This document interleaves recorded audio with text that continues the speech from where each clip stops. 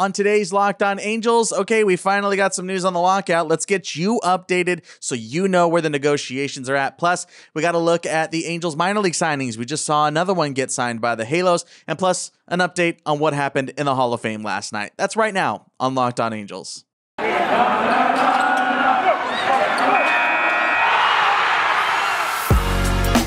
You are Locked On Angels, your daily Los Angeles Angels podcast. Part of the Locked On Podcast Network, your team every day.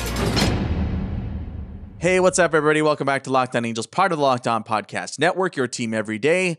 And thanks for making Locked On Angels your first listen of the day. I'm Steve Granado, your host. You can follow me on Twitter at Steve Granado and, of course, at Locked On Angels. They're in the episode description, alongside with everything I always talk about is always down in the episode description. All right, so we have 3 parts to the show here today, like we always do. First thing we're going to talk about is the lockout. Let's update you on the negotiations. In our second part, after our commercial break, we're going to talk about the minor league signings that have been going on with the Halos. And then, of course, we're going to wrap it up with the Hall of Fame stuff later on in the show. So let's go ahead and jump to the big news of the day. Let's get you up to date on the lockout. A lot has happened-ish. At least some news has come out, so there's something to talk about here. Okay, so players and owners met on Monday and Tuesday, and this is the first time in all of the lockout that they have met in consecutive days. And with this update, you should feel a little bit mixed about it. I'm going to tell you why right here. Okay, so let's start with the players' proposal on Monday. This meeting lasted 2 hours. So this is the players' proposal. Inside this proposal, the association withdrew the part of the proposal that says the players can become free agents within fewer than 6 years of service time. So this was a soft portion-ish on where the players were at. This was not one of their massive sticking points. This is a sticking point they wanted, but are willing to concede. So it looks like they have conceded on allowing players of a certain age to become free agents fewer than 6 years of service time. So that's their first concession. Second part, the union's previous proposal of revenue sharing would have reduced the amount of money moving between the teams by about $100 million. They have lowered that $100 million money market line to $30 million. So they've conceded that $70 million. So that union estimate is about $30 million. Then also inside of this Monday proposal, the players proposed a pool for the first-year players. So the first-year eligible players of $105 million. That money is divvied up. Think of it like, when Mike Trout signed his big contract, right? It was like, oh, if he gets MVP, he gets this much. If he wins Silver Slugger, he gets this much. That's essentially what the players are proposing to do for the same situation, just for the players who don't have those contracts, so the younger players. So, hey, he won a Silver Slugger before he signed a contract with the Major League team. He was Rookie of the Year. Those types of things, they would get money for that kind of thing. So that is what the players' proposal was on Monday. That was a 2-hour meeting. So on Tuesday, the owners came back and made their proposal. So again, this is the quickest turnaround that we have had in the lockout thus far. Okay, this is what the owners' proposal said. They don't want revenue sharing number to change. Straight up. Revenue sharing is one of the biggest sticking points for the owners because this is where they got a lot of their money. This is what we talk about here, and what we've talked about here in our lockout episodes especially is saying that, remember, it doesn't matter, quote unquote, if a team is successful because of some of the revenue sharing stuff, right? They still get money even if the team is unsuccessful, right? They don't get to the playoffs. They don't get the playoff contracts, at least to them, like directly to them, right? But through revenue sharing, they get some of that money. So this is a big sticking point for the owners and a partial sticking point for the player side. So they don't want that number to change at all. They withdrew some of the changes that they had proposed to arbitration, and then they came back to counter the pool of money for those, first-year guys to $10 million. So remember, it was $105 million for the players. $10 million is now the proposal from the owners. Okay. Some other things to take away here. It seems like the DH is in. Straight up. I know that doesn't matter too much to us as fans of an American League team, but It looks like that's going to be. We anticipated that. We anticipated DH coming in. No one's really arguing that on either side. They have more problems right now. So it seems like the DH is in. And then expanded playoffs. This is a big sticking point for owners. We talked about it back in our lockout guides. Expanded playoffs from owners. They wanted 16 teams in. The players have countered with 12. Currently, right now, 10 teams get into the postseason. So I will leave a link to our lockout guides in the episode description. We talked all about that kind of stuff. Again, I think expanding playoffs is a massive, massive point for the owners. They want 16. The players said 12. So that's like a concession from the players. I still want it to be 10. I don't want any changes to the postseason. So we're going to bring back an old segment I haven't done in a very long time here on Locked On Angels. I haven't done it since I took over the show. It's time for the good, the bad, and the ugly. So here is the good of all of this and what you should take away on a positive note. They're starting to make some progress, all right? We are starting to see some progress between these two sides. It's better than sitting around and doing nothing. Are all the proposals good? Are all the proposals going to make it in the final draft of a CBA? No, don't expect that. Don't expect that at all. These numbers are going to change and fluctuate. That's how this all works. But the good thing to take away here, back-to-back meetings. They're planning to meet again in the next week. So that's a really, really good sign. Okay, time for the bad. They're pretty far off.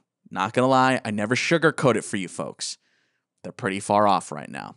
The league minimum for first-year players, MLB offered to raise the league minimum to $615,000. Major League Baseball Players Association wants it at $775,000. So they are $150,000 off. That's a pretty significant. It's up from $600K. That's what the MLB offered. Up from $600K to $615,000. That is nothing. $15,000 is nothing to owners. Remember that. MLB PA wants $775,000. The pre-arbitration bonus pool, that is way off too. MLBPA wants $105,000. League offered $10,000. That is way, way off. And yes, that's how negotiations work, but that's where we're currently standing at right there. Okay, and the ugly. There's been some ugly stuff that's come out of these early negotiations here in the month of January. First thing, Rockies owner Dick Monfort. He was there on Monday and apparently got kind of laughed at by the players. He was crying poor. That they had lost money, that it was hard to run the Colorado Rockies. It's hard to be an owner of a major league team. Cry all you want, Dick. I don't care. You have more money than any person that is listening or watching to this right now. Get over it. You're an owner of a Major League Baseball team. It's not that tough. Okay? Look, it's not that hard. Remember, he was crying poor because they lost money during the pandemic shortened year. Dude. No. Owners did not lose money during the pandemic season. They lost revenue.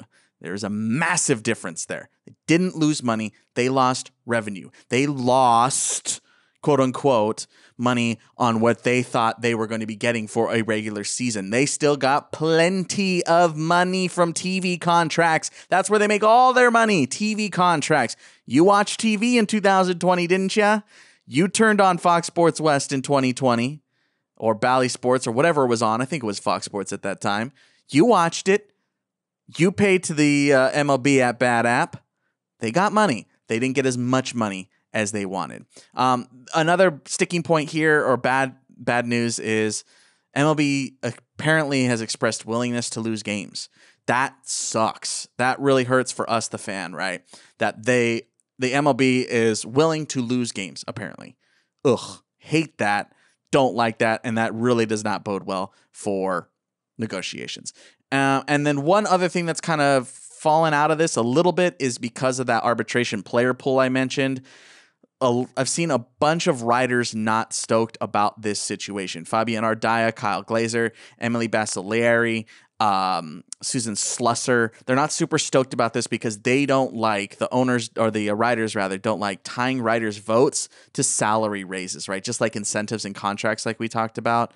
They're not super stoked about this. So some stuff has come out about this. Again, there is movement. There is some reason to be at least a little bit more on the happy side, but there's still a long way to go.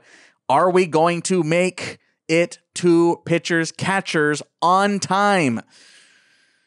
Man, that is the question of the month. I don't know, guys. I'm not sugarcoating it. I don't know if I had to bet on it. I personally don't think they're going to report on time right now.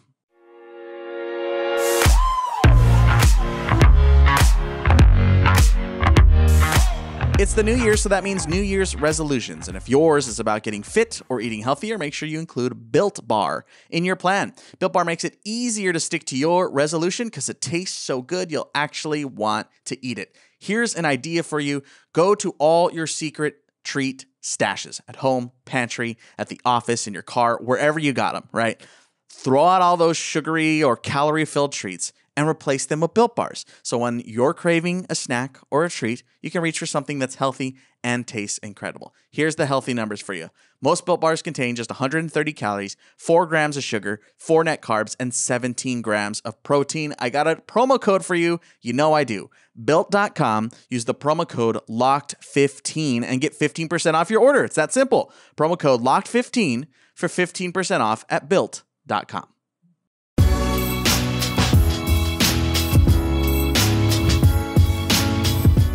Back here on Locked On Angels, your first listen of the day. Let's talk about the minor league signings the Angels have done. The Halos have been kind of stocking up on some minor leaguers. This is not very rare, but it should be noted that they've made a decent amount of signings. So here are the signings that the Angels have made most recently. They signed on Tuesday Daniel Poncedeleon.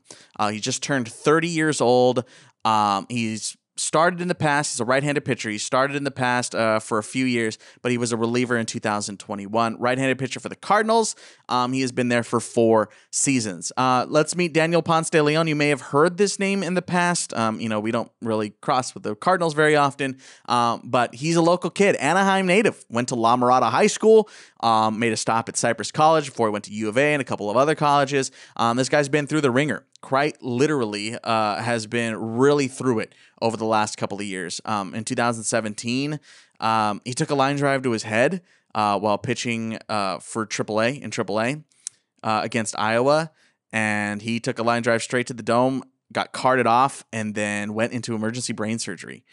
14 months later, he was in the major leagues. And he ended up tossing 7 no-hit innings against the Reds in his MLB debut. This is a very relentless type of person. He has talked about it multiple times. You can literally just search Daniel Poncedeleon baseball, and you will find tons of videos of him on talk shows, ESPN, Dan Patrick, a bunch of things. He has talked about this time and time again. He's a very relentless, faith-driven baseball player. So if there's anyone that can get back to the majors and find success, it's a guy like this. This is a guy that has not really figured it out thereafter that really, really good debut. He had a pretty decent rookie year. And then, the numbers just don't bode well after that and weren't incredible last year. He was, again, mostly a reliever last season. But this is a flexibility kind of guy. This is a guy that is going to have, the opportunity to probably, I'd imagine, be a relief pitcher, but could also start in an emergency situation, which is a nice guy to have in the organization, especially a guy with some major league experience who's likely going to be in AAA next season. I imagine he'd be at spring training whenever that happens and that kind of stuff. So this is a guy to look out for, a guy that may be looking to reinvent himself a little bit. We'll see how that works out. He is the 13th player signed to a minor league contract by the Halos, not in the international signing period. Of course, there's that whole slew of international guys. We've talked about that before. But here are all the minor league signings of the offseason for the Angels thus far. I'm just going to read them for you. Right-handed pitcher Victor Morin. Right-handed pitcher Sean McLaughlin. Shortstop Jake Gatewood. Yes, he's back. Left-handed pitcher Brian Moran. Right-handed pitcher Zach Weiss. Third baseman Trey Cabbage. Second baseman Osmi Gregorio. Right-handed pitcher Luis Leto. Left fielder Dylan Thomas. Left fielder Ryan Aguilar. Right fielder Margaris Sierra. Right-handed pitcher Daniel Poncedeleon. By this time last offseason, the Angels had made more signings. Some of those signings did pan out, quote unquote, into the major leagues, or at least some guys made it to the majors. Some of those guys, Keen Wong, Scott Schebler, Juan Gratterall, all guys that the Angels had signed at this point here around, late January at this point. So some of those guys have made it, did make it. So we might see 1, 2, 3, if we're going off of last year's numbers, make it to the majors in 2022. So Again, the takeaway here, Angels have stocked up on some minor leaguers, mostly outfielders and pitchers, but really they're signing all these guys because it's kind of the only thing they can do right now because of this lockout.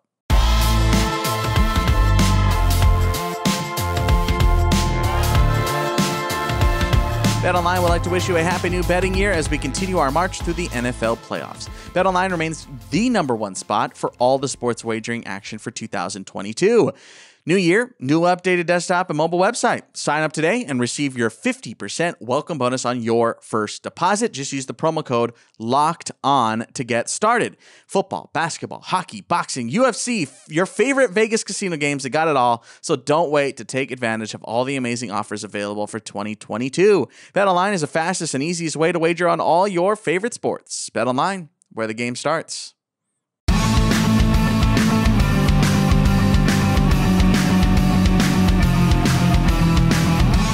Back here on Locked On Angels, your first listen of the day. So let's talk about the Hall of Fame. Last night, the Hall of Fame votes came in and are final. I'm going to tell you about what happened. I'm going to give you my thoughts and why I've been so silent on this. If you're a longtime listener of the show, you know that I really have not talked about the Hall of Fame voting like other Locked On shows have been, and you're probably going to get to hear a different side of it than you're going to hear from other Locked On shows. So just stick around for just a split second longer.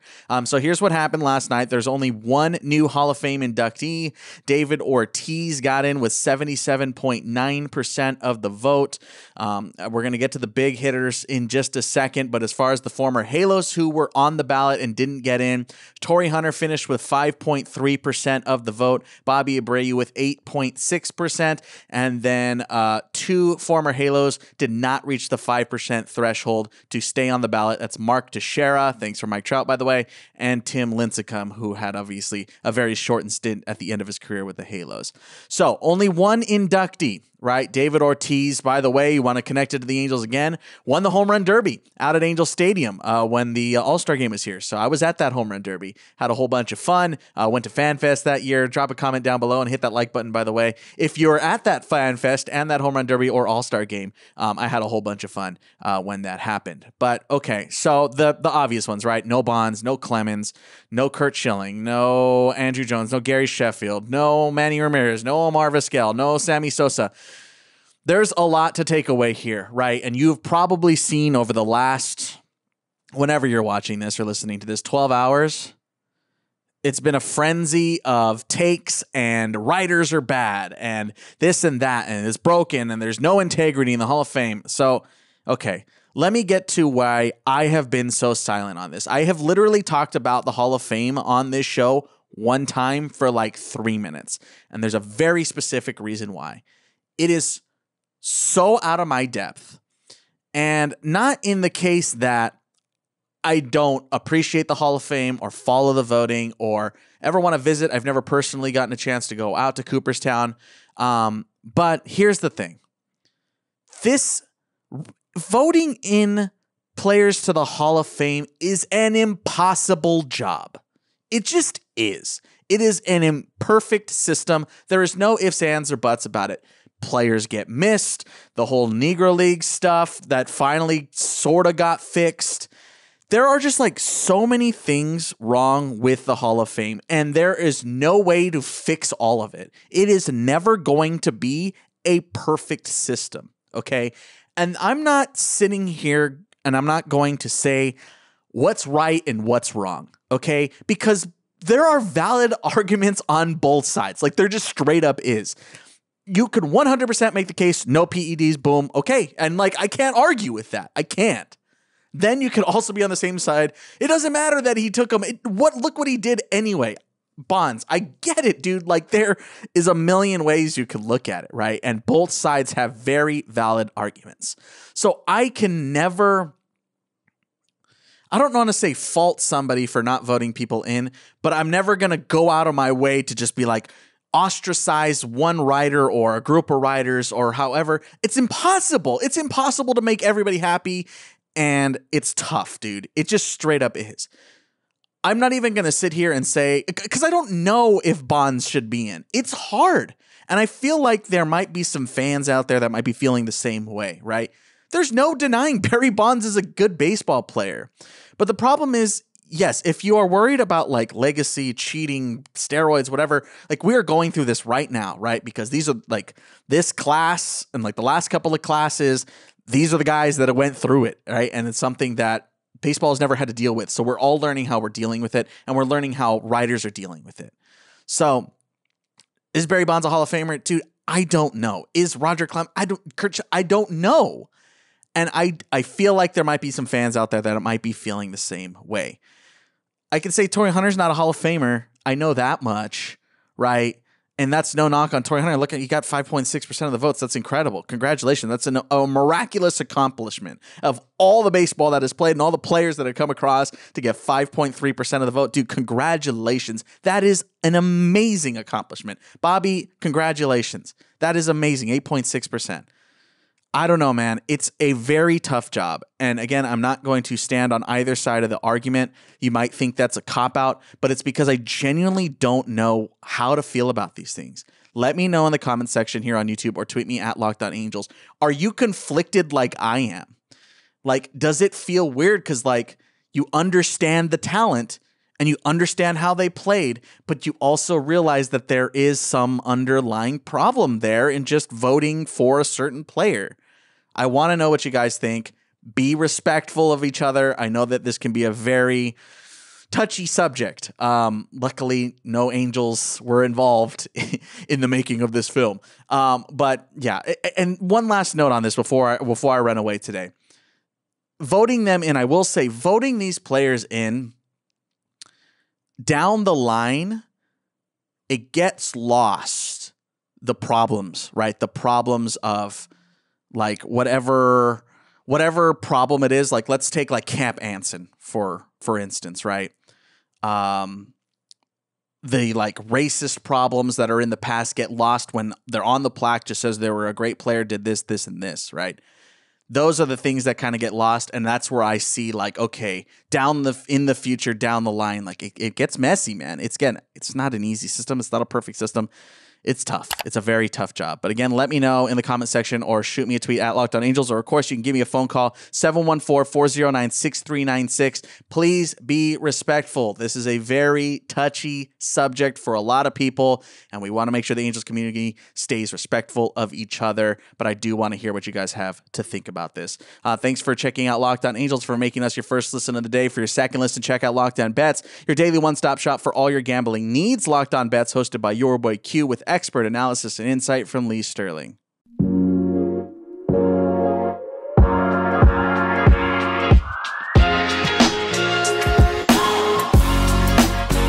All right, guys, that's going to do it for us. Coming up on our next episode, we're talking to Jeff Fletcher from the OC Register about his new book all about Shohei Ohtani. Whole bunch of fun, great conversation. That's coming up on Friday. Don't forget to hit subscribe on YouTube and, of course, hit auto downloads on our audio side. All right, guys, we'll talk to you in a couple days. I'm Steve Granado. Later.